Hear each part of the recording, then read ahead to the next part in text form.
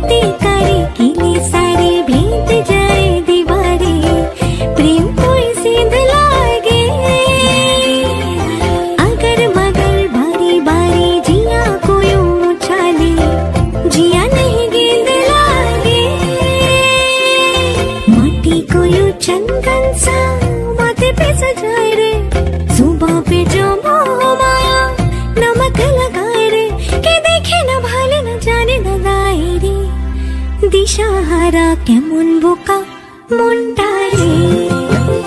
ঘুম থেকে উঠে আগে বিছানাটা তুলে তারপরে ঘরটা ঝাড় দিয়েছি আর এখন উঠোন ঝাড় দিয়ে নিচ্ছি। ঘুম ভেঙেছিল অনেকটা সকাল সকাল, কিন্তু যেই পাশ ফিরে ঘুমিয়েছে অমনি বেলা হয়ে গেছে, 6:30টার দিকে ঘুম ভেঙেছে। তারপরে ঘুম ভাঙার সাথে সাথে তো আবার বিছানা থেকে নামতে পারি না, অনেকটা যুদ্ধ করে তারপরে নামতে হয়।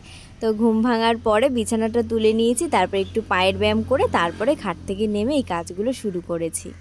শুভ সকাল বন্ধুরা, তোমরা সবাই কেমন আছো? আশা করছি খুব ভালো আছো, আমিও খুব ভালো আছি।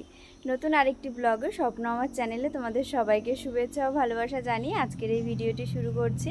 উঠোনটা ঝাড় দিয়ে ফ্রেশ হয়ে নিয়েছি, এখন যাব রান্নাঘরে রান্না করতে, আর বোন গেছে পড়াতে। আর আমার মা দোকানে যাওয়ার আগে রান্নাঘরটা লিপে বাসনগুলো ধুয়ে দিয়ে গেছে, তো ওই কাজগুলো আর আমার করতে হলো না। তো এখন ঝটপট করে রান্না করে নেবো, তার কারণ আবার 10টার মধ্যে বেরোতে হবে। তো চলো আজকের এই ভিডিওটা দেখতে থাকো, আশা করি তোমাদের খুব ভালো লাগবে।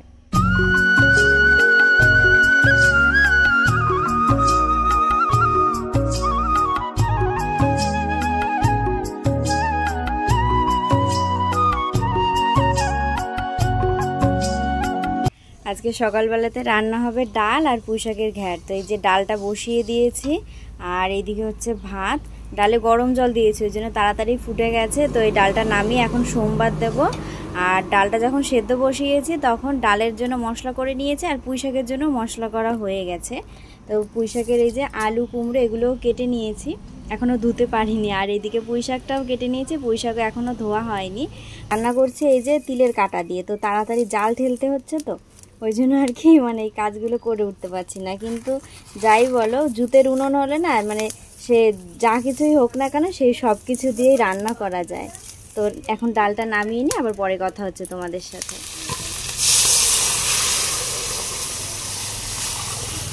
ডালটা সোমবার দিয়ে নামিয়ে নিয়েছি, আর এখন বসিয়েছি চিংড়ি মাছ ভাজা। বাবা সকালবেলাতে চিংড়ি মাছ এনেছে, বোন পড়িয়ে এসে চিংড়ি মাছগুলো বেছে দিয়েছিল। এই চিংড়ি মাছটা নামাবো, তারপরে পুঁই শাকটা বসাবো। চিংড়ি মাছগুলো ভেজেছিলাম, ওই তেলের মধ্যে আলুগুলো দিয়েছি, আলুগুলো একটু ভাজা ভাজা হবে, তারপরেই কুমড়োটা দেবো। কুমড়োটার অত বেশি ভাজতে হবে না, হালকা করে ভেজে নিয়ে তারপরেই দেবো পুঁই শাকটা। আলু আর কুমড়ো হালকা করে ভেজে নিয়েছিলাম, আর তারপরে পুঁই শাকটা দিয়েছিলাম। তখন আর দেখাতে মনে ছিল না। তো পুঁই শাক দেওয়ার পরে জল দিয়েছিলাম, আর এদিকে ডাঁটা সেদ্ধ হয়ে গেছে। তো এখন নামিয়ে নিয়ে একটু সোমবার দেবো। আর এই এতটা জল রয়েছে, এই জলটা থাকবে না, সোমবার দিয়ে জলটা পুরো শুকিয়ে তারপরে নামাবো। কড়াইতে তেল দিয়ে শুকনো লঙ্কা আর 5 ফোড়ন দিয়েছি, আর এখন এই মশলাটা দিয়ে দেবো। এর মধ্যে রয়েছে আদা, জিরে আর কিছুটা 5 ফোড়ন, তাই বাটা করে দিয়েছি, আর কাঁচা লঙ্কা রয়েছে। আর এর মধ্যে হলুদ দিয়েছি একটু, নয়তো বেশি পরিমাণে ছিটতে, এখন যেরকম ছিটেছে এর থেকেও বেশি পরিমাণে ছিটতে, ওই জন্য আর কি হলুদটা দিয়ে নিয়েছি। মশলাটা এখন হালকা করে নেড়ে চেড়ে নেবো, আর এরপরে পুঁই শাকটা দিয়ে দেবো।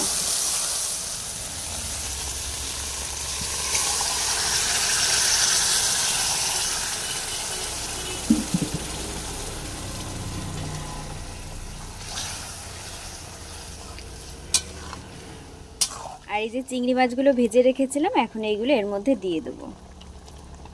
তো এইবারটা একটু জাল দেবো, তো তারপরে জলটা শুকিয়ে এলে পুঁই শাকটা নামাবো। এইভাবে রান্না করলে দারুণ লাগে। চিংড়ি মাছ দিয়ে খুব কমই খাওয়া হয়েছে, এমনি আর কি নিরামিষই করা হয় সব সময়ের জন্য, কিন্তু আজকে চিংড়ি মাছ দিলাম। অনেক দিন থেকে ইচ্ছা হচ্ছিল যে চিংড়ি মাছ দিয়ে খাবো, তো আজকে আর কি সেইটা বানানো হলো। পুঁই শাকের ঘ্যাঁটটা এখন নামিয়ে নিয়েছি। এখন যেরকম ভেজা ভেজা দেখছো এতটা না ভালো লাগে না, এর থেকেও বেশি যদি শুকনো হয় ওইটা আমার কাছে বেশি ভালো লাগে।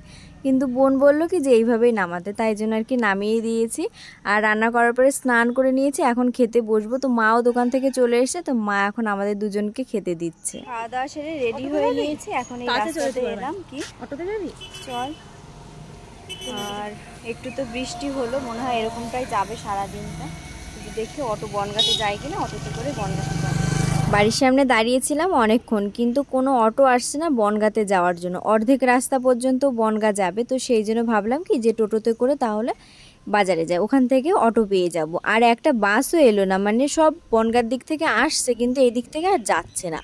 ওই জন্য বাজারে এসে কিছুক্ষণ দাঁড়িয়েছিলাম, তার মধ্যে মানে একটা অটো এসছে, মানে ওই অটোটা না কিছুক্ষণের মধ্যে ভরে গেছে, মানে সবাই দেখছি বনগাঁতে আসবে কিন্তু বাস আসছে না, সেরকম অটো আসছে না। তো সেই জন্য আর কি অটোটা তাড়াতাড়ি ভরে গেছে। আর এইদিকে আমরা ট্রেনে উঠে পড়েছি, মানে স্টেশনে আসতেও একটা সমস্যা, মানে টোটোওয়ালা যে এতটা দেরি করিয়েছে, মানে আসার সময় শুধু ঠাকুরকে বলছিলাম যে ঠাকুর যেন ট্রেনটা একটু দেরি করেছে। আর একদম সত্যি সত্যি মানে যদি ওই 3 মিনিট লেট না করতো তাহলে আমরা ট্রেনটা পেতামই না।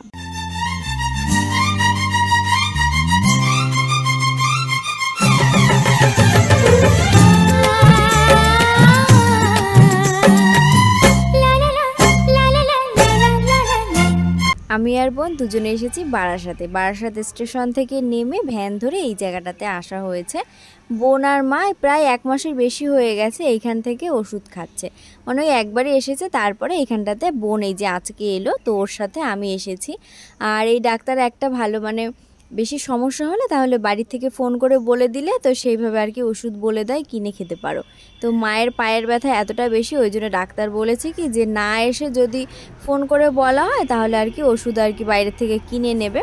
ওই জন্য আর কি মা আজকে আসেনি, বোন এসছে, আর বোনের সাথে আমি এসছি বললাম।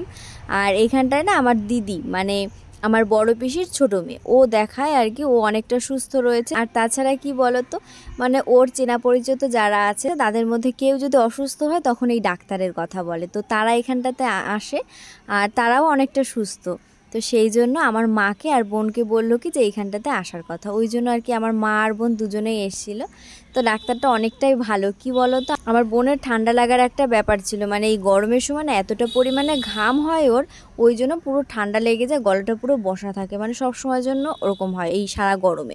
আর একবারে বেশিতে স্নানই করতে পারতো না, কিন্তু এই ডাক্তারের ওর ওষুধ খেয়ে না মানে অনেকটা ভালো। দিনে যে কতবার স্নান করে, গরম লাগলে ওর মনে হয় কি যে তাড়াতাড়ি করে স্নান করে আসি, এইরকমটা হয়। ডাক্তার দেখিয়ে তারপরে তো ভ্যানে করে স্টেশনে এসছি। আর ভ্যান থেকে নামার পরে ধীরে সুস্থে আর কি এই পাশের দিকে আসছিলাম, মানে ট্রেনটা ঢুকছে দেখছে, আমি ভাবছি কি যে আমি তো যেতে পারবো না, তাহলে আমার অত তাড়াহুড়ো করার কি দরকার, আমার বোন তো যেতে পারবে, আমি পারবো না। ওই জন্য আর কি ধীরে সুস্থে এসছি, কিন্তু দেখো সেই ট্রেনটা ধরতেই পেরেছি, মানে অনেকক্ষণ আর কি দাঁড়ালো। তো আমরা এখন নেমেছি হাবড়াতে। আর কি বারাসাতে থেকেই আর কি আমি আর বোন দুজন আর কি ভেবেছি যে এইখান থেকে বিরিয়ানি খাবো। বোন বিরিয়ানি খেতে ভীষণ পছন্দ করে, ওই জন্য আর কি এইখানটাতে নামা হয়েছে। আর এই দোকানের থেকে আগে 2বার খাওয়া হয়েছে, মানে বিয়ের আগে একবার খাওয়া হয়েছিল, তো এখানটায় খেয়ে এতটা ভালো লেগেছিলো ওই জন্য তো বাড়িতেও নিয়ে গেছিলাম। আর আমার বড় এসেছিলো সেই সময়, ও বাড়িতে নিয়ে গেছিলো, মানে দুজনই নিয়ে গেছিলাম। আর বিয়ের পরে একবার খাওয়া হয়েছিল, আর তারপরে এই যে আজকে আসা হয়েছে। আর বিরিয়ানি খেয়েছি, তো তারপরে এখন আসা হয়েছে আইসক্রিম খেতে। আমরা খেয়েছিলাম, তো বোনকে বললাম কি চল তাহলে এখানটাতে এসেছি যখন তাহলে একবার খেয়েই নি, ট্রেনটা আসতে এখনও দেরি আছে, তো সেই জন্য ভাবলাম কি তাহলে খেয়েই নি, তো সেই জন্য এসেছি।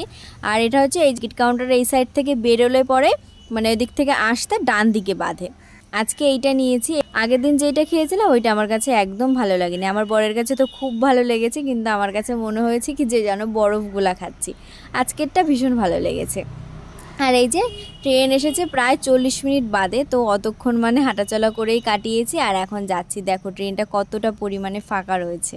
ট্রেনে যদি কোথাও যাওয়ার হয় তখন মানে যার সাথে যাই কি না, তো সবসময়ের জন্য এই কথাটা বলতে থাকি যে ট্রেনে কি ভিড় হবে, ট্রেনে কি ভিড় হবে। আসলে ভিড়ের কথা শুনে না এতটা পরিমাণে মাথা ঘোরে, আমার মনে হয় কি আমি উঠতে পারবো না, আবার যখন উঠবো ওই ভিড়ের মধ্যে তখন মনে হবে কি আমি নামতে পারবো না, এই একটা ভয় হয়। ওই জন্যই আর কি মানে যার সাথে যাই না কেন তাই জিজ্ঞাসা করি। আর আমার বরের সাথে গেলে ওর মাথা তো পুরো খেয়ে নি, মানে বিকেলবেলায় যদি হাবড়াতে আমাদের যাওয়া হয় সেই সময় ওরকম বলবো যে এই ট্রেনটা কি ভিড় হবে, এই ট্রেনটা কি ভিড় হবে, মানে সবসময় যেন এরকম বলতেই থাকি। আমরা বাড়িতে চলে এসেছি, আর বাড়িতে এসে স্নান করে নিয়েছি। রাস্তাতে এত পরিমাণে যে ধুলোবালি, ওই জন্য আমি তো শ্যাম্পু করে নিয়েছি। আমি বাইরেই বসেছি, বোন রয়েছে ঘরে, আবার লাইট জ্বালবো ঘরে গিয়ে, তো সেই জন্য তোমাদের সাথে বাইরে বসে কথা বলছি। চুলটা শুকিয়ে নেব, তারপরে মেলাতে যাব। তোমাদেরকে বলেছিলাম না যে আমাদের এখানটা রথের মেলা হয়, তবে খুব ভালো একটা হয় না, কিন্তু যেটুকু হয় সেটুকু একটা আনন্দ। তো এই মেলাতে যাব, বোন বিড়ি দিতে যাবে, সেই সময় যাওয়া হবে। বোন একবার বলছে কি যে মেলাতে যাব, আর একবার বলছে কি যে না যেতে ইচ্ছা হচ্ছে না, মানে রাতের বেলাতে এসে রান্না করতে হবে, আবার সারাদিন জার্নিং করেছি, আবার এখন যদি মেলাতে যাই আবার যদি এসে রান্না বান্না করি তাহলে কষ্ট হয়ে যাবে, ওই জন্যই বলছে। কিন্তু আমরা দুজনে তো দুপুরবেলাতে খাইনি, আর তাছাড়া একটু বেশি বেশি রান্না হয়েছিল, তো ওই জন্য রাতের বেলাতে হয়তো রান্না করতে হবে না, যদিও বা করতে হয় তাহলে হয়তো রুটি করতে হবে 1-2 জনের জন্য, এই আর কি। তো চলো আবার যখন মেলাতে যাবো তখন তোমাদের সাথে কথা হচ্ছে। সন্ধে হয়ে গেছে, তো সন্ধেটা দিয়ে তারপরে রেডি হয়ে নিয়েছি, এক্ষুনি বেরোবো। আবার দেখেছো আমি ওর বিড়ির ব্যাগটা নিয়েছি, তাই বলেছি কি যে তুই আমার ওই ব্যাগটা নে, বলছে কিনা যে ওর নাকি ব্যাগ বল। তো চলো এখন যাই, অনেকটাই রাত হয়ে গেল, আবার তো ফিরতে হবে বাড়িতে। বোন যেখানে বিড়ি দিতে আসে ওইখানটাতে হলো এই রথটা, যেই কাকাদের বাড়িতে বিড়ি দিতে যায় ওই কাকাদের বাড়িতে যেতে হলে আগে এই রথ, তারপরে কাকাদের বাড়ি। তো আগে বোন বিড়ি দিয়েছে, তারপরে আমরা এইখানটাতে এসেছি। এইবার জানো তো মানে আমাদের এখানে 3টে রথ হয়, মানে এইটা আরও একটা আছে, এই যে এখন গেটের সামনে রয়েছে, এবার ঢুকবো ভেতরের দিকটাতে। তো এই একটা আর একটা হয় হলো আমার মামা বাড়ির সামনের থেকে যেতে হয়, 3টে রথ। আর এইবারটা সেই একটা রথে বেরিয়েছে, মানে আমার মা বাবার সামনের থেকে যেখানটাতে যেতে হয় ওই রথটা বেরিয়েছে, নয়তো আর একটাও মানে বাড়ির সামনের থেকে আসেনি, হয়তো কাছাকাছি থেকেই ঘুরে নিয়ে গেছে।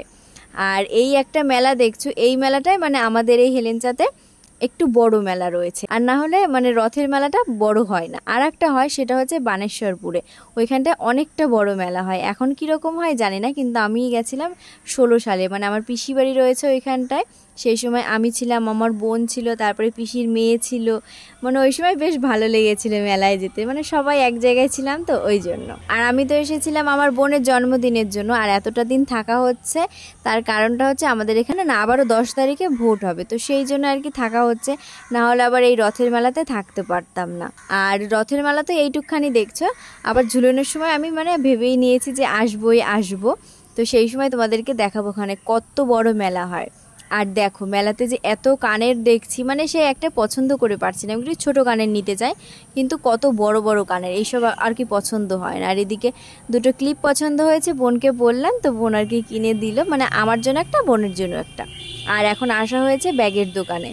এর আগের বার ঝুলনের সময় আমার বোন বলেছিল যে তোকে একটা পার্স কিনে দিই, কিন্তু আমি বলছি কি যে না আমার পার্স লাগবে না, মানে সেরকম আর কি টাকা পয়সাই নেই, তো পার্স দিয়ে কি করব, ওই জন্য আর কি কিনতাম না। আর বিয়ের সময় তো একটা সাইড ব্যাগ কেনা হয়েছে, ওই দিয়ে আর কি এতদিন কাজ চালিয়েছি। তো বোন বলল কি যে যখন সাইড ব্যাগ নিয়ে যাবি না তখন টাকা কোথায় রাখবি, তো সেই জন্য আর কি আজকে জোর করে বোন ওইটা কিনে দিল। আর আমার না মেলার থেকে অত বেশি জিনিস কিনতে ইচ্ছা করে না, মানে যদি কোনো কিছু খারাপ হয় সেইটা আবার পরে ফেরত দেওয়া যাবে না, মানে পাল্টানোও যাবে না যে ওইটা পাল্টে অন্য জিনিস নেবো, এইটা হয় না, কিন্তু দোকানের থেকে হয়, ওই জন্য সবসময় যেন মনে হয় যে দোকানের থেকেই সব জিনিসপত্র কিনি।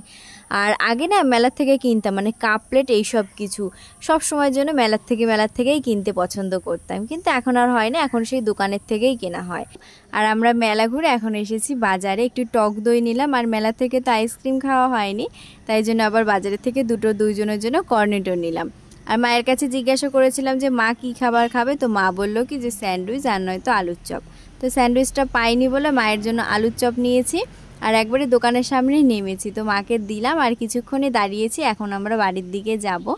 আর বাড়িতে এসে এখন এই যে 2জনে কর্নেটো খাচ্ছি, হাত মুখ ধুয়েই বসা হয়েছে খেতে। তো এরপরে রান্নাঘরে যাব, দেখবো যে কি রান্না করতে হয় কি না হয়। রাতের বেলাতে আজকে আর রান্না করতে হবে না, যা রয়েছে তাতে আর কি হয়ে যাবে মা বাবার, আমি আর বোন 2জনে খাবো না, আর কি খেতে ইচ্ছা হচ্ছে না।